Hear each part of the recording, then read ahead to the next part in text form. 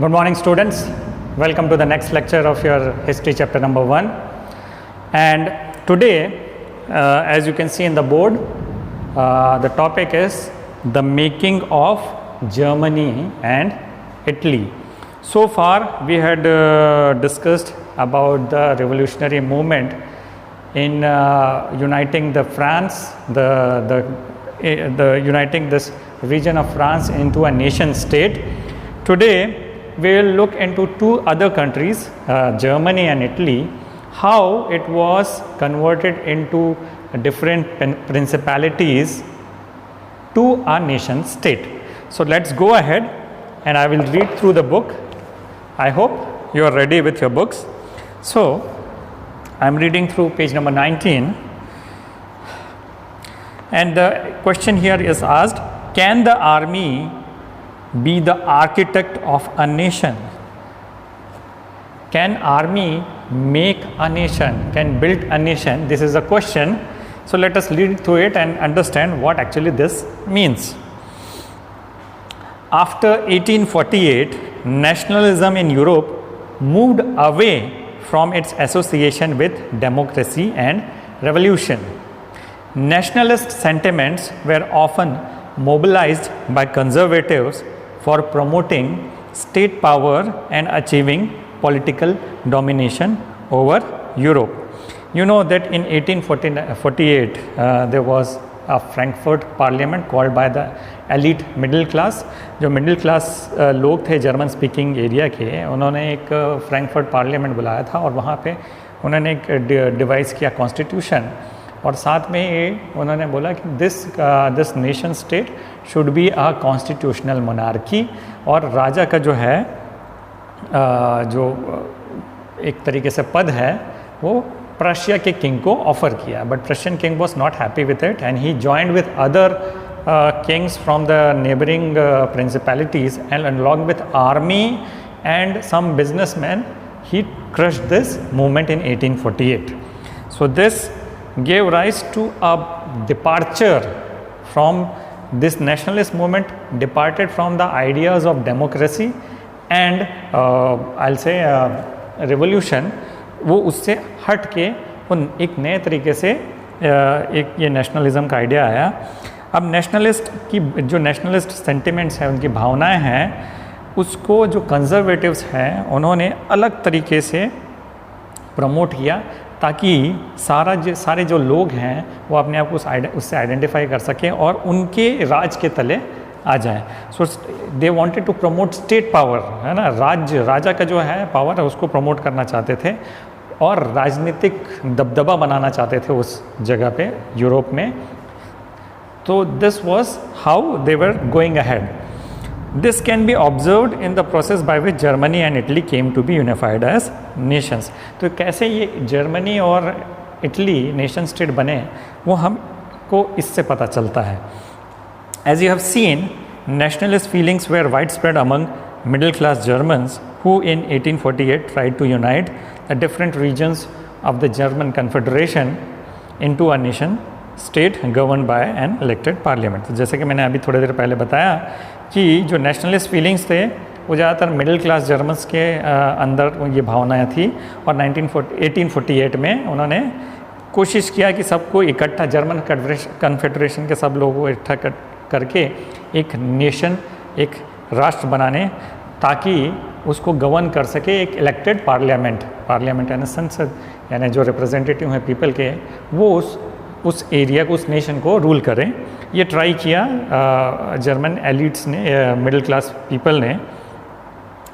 This liberal initiative to nation building was however repressed by the combined forces of monarchy and military. लेकिन इनकी जो कोशिशें थी उनको दबा दिया गया बाय द कंबाइंड एफर्ट. मिलजुल के इन्होंने एफर्ट किया. मिलजुल के किसने दबाया? एक तो मोनार्की यानी कि राजा ने, दूसरी मिलिट्री यानी सेना और राजा ने मिल के इनके ये जो इच्छा थी एक डेमोक्रेसी बनने की उसको दबा दिया. और इसमें साथ दिया कुछ बड़े ज़मींदारों ने, लार्ज लैंड ओनर्स ने, रशिया के लार्ज लैंड ओनर्स, जिनको आप तो इंग्लिश में बोलेंगे जंकर, लेकिन एक जर्मन भाषा में इसे बोला जाएगा यूंकर। सो जंकर्स और Junker they were the large land owners of Prussia. Prussia के बड़े ज़मींदार थे। इन लोगों ने राजा के साथ और सेना के साथ मिलके इस मूवमेंट को दबा दिया। So they were supported by large land owners called Junkers of Prussia. From then on Prussia took on the leadership of the movement for national unification. उसके बाद से प्रशिया वो नेता बन गया ये जर्मन यूनिफिकेशन का। Prussia was stronger state, so Prussia took this opportunity to create a kind of domination over the other German speaking states, and they became leader. Its chief minister Otto von Bismarck was the architect of this process, carried out with the help of the Prussian army and bureaucracy. तो प्रशिया के एक chief minister थे, उनका नाम था Otto von Bismarck. Otto von Bismarck, फिर से Otto von Bismarck. He was the chief minister of Prussia, and now it is labeled that he became the architect of German unification. तो auto von Bismarck जो कि chief minister थे प्रशिया के, उनको architect बोला जाता है, जर्मन यूनिफिकेशन के निर्माता बोला जाते हैं जर्मन यूनिफिकेशन के। तो ही along with the military and the bureaucracy, उनके राजतंत्र के साथ मिलके उन्होंने क्या किया, ओवर 7 ईयर्स, 7 साल में उन्होंने 3 लड़ाइयाँ लड़ी। 3 वॉर्स ओवर 7 ईयर्स। किसके खिलाफ लड़ी? The Austria, Denmark and France. मैं फिर से बोलूँगा, किसके खिलाफ लड़ी? Austria, Denmark and France. इन तीनों से 7 साल में 3 बार युद्ध किया और जर्मन स्पीकिंग जो एरियाज हैं उसको अपने कब्ज़े में लिया और रशियन विक्ट्री हुई। और ये जितने भी लोग जितने भी इलाके को कब्ज़े में लेगा वो एक जर्मन कन्फेडरेशन बन गया है। सो 3 wars over 7 years with Austria, Denmark and France ended in Prussian victory and completed the process of unification. Now Otto von Bismarck was not the king, he was the chief minister. तो प्रशिया के जो king थे उस समय वो थे Kaizer William one. he was a Prussian king. So after this he was made the monarch of the German nation state. So Prussian king Kaiser William I became the German emperor in January 1871. So in January 1871 the Prussian king William I was proclaimed German emperor in a ceremony held at Versailles. तो एक Versailles में एक जलसा किया गया, एक ceremony की गई जिसमें उनको राजा बनाया गया पूरे जर्मन नेशन का। So on the bitterly cold morning of 18 जनवरी 1871, किस दिन बनाया गया? 18 जनवरी 1871। N assembly comprising the princess of German state, representatives of the army, important Prussian ministers including the chief minister Otto von Bismarck gathered in unheated hall of mirrors in the palace of Versailles to proclaim the new German empire headed by Kaiser William I of Prussia. तो 18 जनवरी, बहुत ही जनवरी यानी बहुत ठंड का time था 1871 में, तो वहाँ पे वर्साई का पैलेस है जिसको नाम है, उसमें एक हॉल है, उसका नाम है हॉल ऑफ मिरर्स। अनहीटेड था, यानी ठंड में वहाँ पे गर्मी लाने के लिए कोई भी प्रबंध नहीं था। वहाँ पे सारे जो जर्मन स्टेट्स के जो प्रिंसेस राजकुमार थे, रिप्रेजेंटेटिव ऑफ आर्मी थे, कुछ इंपॉर्टेंट मिनिस्टर, प्रशियन मिनिस्टर्स जो थे इंक्लूडिंग ऑटो वन बिस्मार्क, वहाँ पे सब उपस्थित हुए ताकि काइजर विलियम वन को पूरे जर्मन स्टेट का, जर्मन नेशन का राजा बना दिया जाए। The nation building process in Germany had demonstrated the dominance of Prussian state power. तो ये जो प्रोसेस था नेशन बिल्डिंग का, उसमें एक चीज़ बस खुल के सामने आई कि डोमिनेंस था प्रशियन स्टेट का। प्रशिया जो वहाँ का एक स्टेट था वो ज़्यादा ताकतवर था और उसके कारण ये जो नेशन बिल्डिंग हुई। The new state placed a strong emphasis on modernizing the currency, banking, legal and judicial systems in Germany. तो ये जो नया राष्ट्र बना उसमें जो ज़्यादा जोर दिया गया वो था मॉडर्नाइजेशन ऑफ करेंसी, वहाँ के जो रुपए हैं उसको मॉडर्नाइज करने का, बैंकिंग सिस्टम को मॉडर्नाइज करने का, लीगल और जुडिशियल सिस्टम को मॉडर्नाइज करने का। अब ये मॉडर्नाइज कैसे होता था? कोई भी चीज़ सबसे पहले प्रशिया में होती थी और प्रशिया में होने के बाद में उसी चीज़ को पूरे जर्मन स्टेट में लागू किया जाता था। Prussian measures and practices often became a model for the rest of Germany। तो पूरे जर्मनी में जो भी होता था सबसे पहले वो प्रशिया में होता था, प्रशिया में वो अगर वो सफल हो जाता था तो फिर पूरे जर्मन स्टेट में उसको कर दिया जाता था लागू। Okay, so this was about the German unification, है ना। Now will talk about the Italian unification. वो इटालियन यूनिफिकेशन कैसे हुआ? Like Germany, Italy too had a long history of political fragmentation। तो आप पेज नंबर 21 में आप एक फिगर 14.14a को देखोगे तो this is a present day Italy, लेकिन उसमें आप डिफरेंट कलर्स में देखेंगे तो ये डिफरेंट स्टेट्स थे जो प्रिंसली स्टेट्स थे, यानी इटली इतने भागों में बटा हुआ था यूनिफिकेशन से पहले। So like Germany, Italy too had a long history of political fragmentation. Fragment का मतलब होता है टुकड़ा, फ्रैगमेंटेशन मतलब छोटे छोटे हिस्सों में बटा होना। तो आप देखेंगे इसमें, if you see this map, what you will find is from the top there are different states like Savoy, Sardinia, Lombardy, Venetia, Parma, Modena, Tuscany, San Marino, Papal States. Papal States क्या है? Papal States are दो states which were ruled by Pope. Pope जो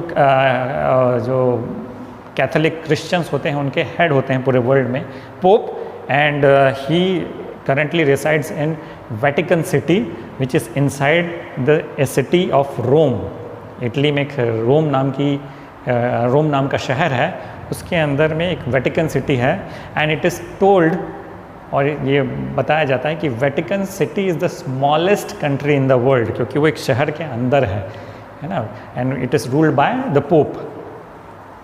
सो the Papal State, and then you will bottom में kingdom of two Sicilies, ये इतने टुकड़ों में बटा हुआ था। तो इसको मैं पढ़ देता हूँ। Italians were scattered over several dynastic states as well as multinational Habsburg empire. During the middle of the 19th century, Italy was divided into 7 states, of which only one, Sardinia Piedmont, was ruled by an Italian princely house।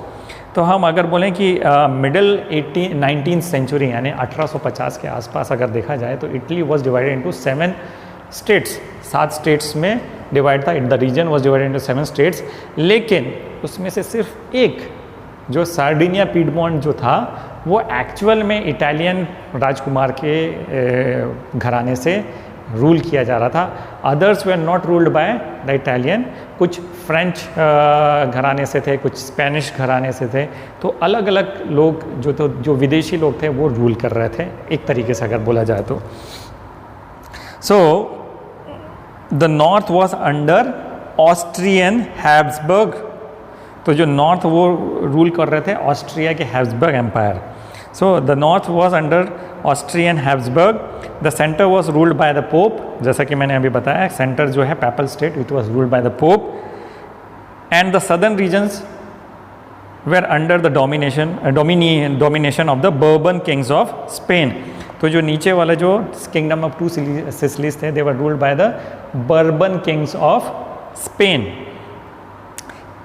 और हद तो ये हो गई कि Italian language भी ज़्यादा popular in जगहों पे नहीं था।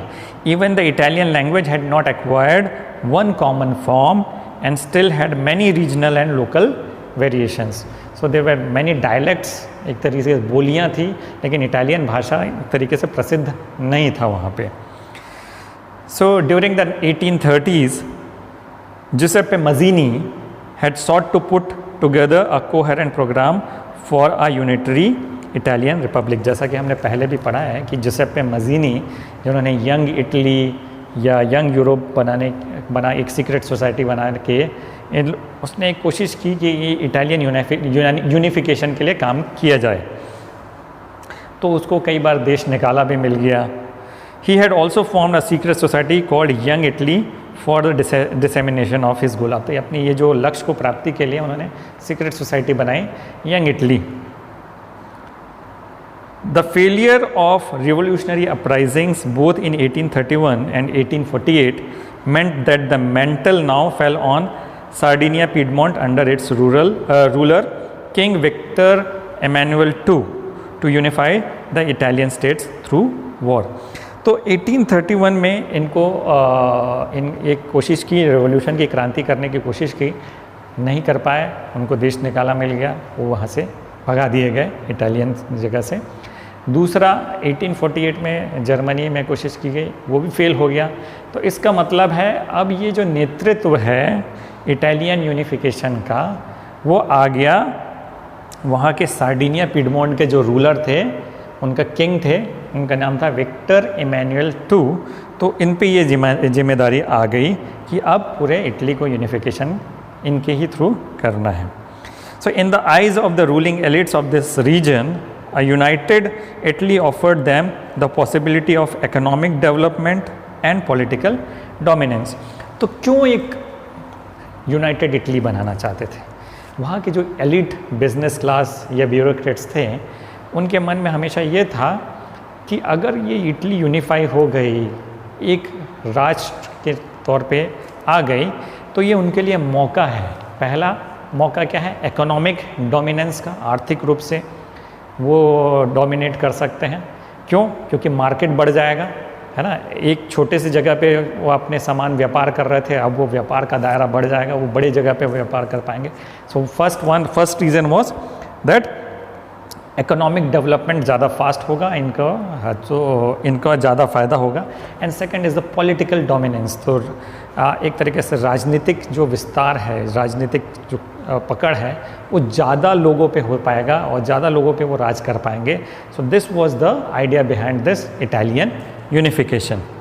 सो there was a chief minister of Sardinia Piedmont, उनका नाम था Cavour. So chief minister Cavour, so इसमें इनका एक लाइन लिखा है कि he was neither a revolutionary nor a democrat. ना ही वो क्रांतिकारी थे, ना ही वो लोकतंत्र पे विश्वास रखते थे, यानी राजा मीन्स प्रजा के द्वारा राज करने पे भी विश्वास नहीं था। दूसरा वो क्रांतिकारी थे, but he was the leader of this Italian unification and he was a very clever guy, he was very shrewd. तो वो बड़ा टैक्टफुल डिप्लोमेटिक अलायंस किया उसने सबसे पहले फ्रांस के साथ, है ना। सो अच्छा, दूसरी बात, ये इटालियन यूनिफिकेशन की बात तो करते थे, बहुत पढ़े लिखे थे, एलिट क्लास के थे, लेकिन उनको इटालियन भाषा भी नहीं आती थी। He was more fluent in French than in Italian. So like many other wealthy and educated members of the Italian elite, he spoke French much better than he did Italian. Through a tactful diplomatic alliance with France engineered by Cavour. तो Cavour ने क्या किया, बहुत चालाकी से उन्होंने संधि कर ली फ्रांस के साथ, है, और उसके साथ संधि करने के बाद उन्होंने जो ऊपर में Habsburg empire, Austrian Habsburg empire है, उससे युद्ध किया और 1859 में उनको युद्ध हराने में सफल हो गए। So through a tactful diplomatic alliance with France engineered by Cavour, Sardinia Piedmont succeeded in defeating the Austrian force in 1859. Apart from regular troops, a large number of armed volunteers under the leadership of Giuseppe Garibaldi joined the fray. तो ये फ्रे का मतलब होता है एक तरीके से युद्ध, उथल पुथल। तो इस युद्ध में रेगुलर आर्मी तो लड़ाई लड़ ही रही थी, लेकिन एक व्यक्ति थे जिसेप्पे गैरिबाल्डी। जिसेप्पे गैरिबाल्डी, उनके अंदर बहुत सारे वॉलंटियर्स भी उस युद्ध में शामिल हो गए। इटली की तरफ से वो लड़ने लगे। वॉलंटियर का मतलब होता है कि जो अपने मर्ज़ी से कुछ काम करने के लिए एक तैयार हो गया। तो ऐसे ही बहुत सारे लोग अपने मर्ज़ी से आर्म्ड वॉलंटियर्स, जो हथियारबंद थे, उन लोगों ने युद्ध करना चालू किया। In 1860 they march into south Italy and the kingdom of two Sicilies and succeeded in winning the support of the local peasants in order to drive out the Spanish rulers. तो ये जो जिसेपे गैरिबाल्डी थे और उनके volunteers थे वो 1860 में वो साउथ की तरफ गए, नीचे अगर आप देखें इस नीचे की तरफ गए, और वहाँ के जो किंगडम थे, किंगडम ऑफ टू सिसिलीज थी, और जो साउथ के जो स्टेट्स थे वहाँ के किसानों का उन्होंने भरोसा जीत लिया. तो दे succeeded in winning the support of local peasants. किसान उन पे भरोसा करने लगे और उसके थ्रू उन्होंने जो इनको ये भी बोला कि स्पेनिश विदेशी हैं, इनको भगाना ज़रूरी है, ये विदेश हम पे राज कर रहे हैं. तो दे succeeded in driving out Spanish rulers from that. Then in 1861 Victor Emmanuel II was proclaimed king of United Italy. So 1861 में जब इन लोगों ने सारे इलाके पे कब्जा कर लिया, then Victor Emmanuel II was proclaimed the king of United Italy. लेकिन उस समय इसका जो इटली था उनका जो पॉपुलेशन था वो अनपढ़ था, वो पढ़े लिखे नहीं थे. सो उनको तो ये नेशनलिज्म या नेशनलिस्ट आइडियोलॉजी के बारे में कुछ पता ही नहीं था. अब ये आइडियोलॉजी क्या होता है? आइडियोलॉजी का मतलब होता है, हिंदी में विचारधारा बोलते हैं. It's a system of beliefs and practices, it's a system of ideas mainly related to social और पॉलिटिकल कॉजेस, यानी सामाजिक या राजनीतिक विचारधारा होती है. It's method how we understand the different issues. इसमें सोचने का तरीका होता है ना, कि हम अलग अलग चीज़ों के बारे में हमारी सोच क्या है, इसको आइडियोलॉजी बोलते हैं. एंड एक्चुअली ये लोग पढ़े लिखे नहीं थे और इनको नेशनलिज्म क्या होता है और इनकी सोच के बारे में उतना कुछ खास मालूम नहीं था, और इनको ये गैरिबाल्डी और लोग प्रमोट करते थे. तो इटालिया बोलते थे कि we have a united country called Italia. तो ये जो अनपढ़ गंवार लोग थे उनको इटालिया तो समझ में नहीं आता था. उनको ये लगता था कि ला टैलिया ये कौन है? ला टैलिया विक्टर इमैनुअल II जो किंग बनने वाले हैं उनकी वाइफ है. तो वो ब्लिसफुली देवर इग्नोरेंट है ना, बस वो एक ढर्रे पे चलते आ रहे थे कि इनका कहाँ मानना चाहिए और स्पेनिश को भगाना है. तो बस उसी में लगे रहे और इस तरीके से इटली यूनाइट हो गया. So I will read it through. However much of the Italian population among whom rates of illiteracy was very high remained blissfully unaware of liberal nationalist ideology. तो उनको तो कुछ पता ही नहीं था ये नेशनलिज्म क्या होता है और लिबरलिज्म क्या होता है.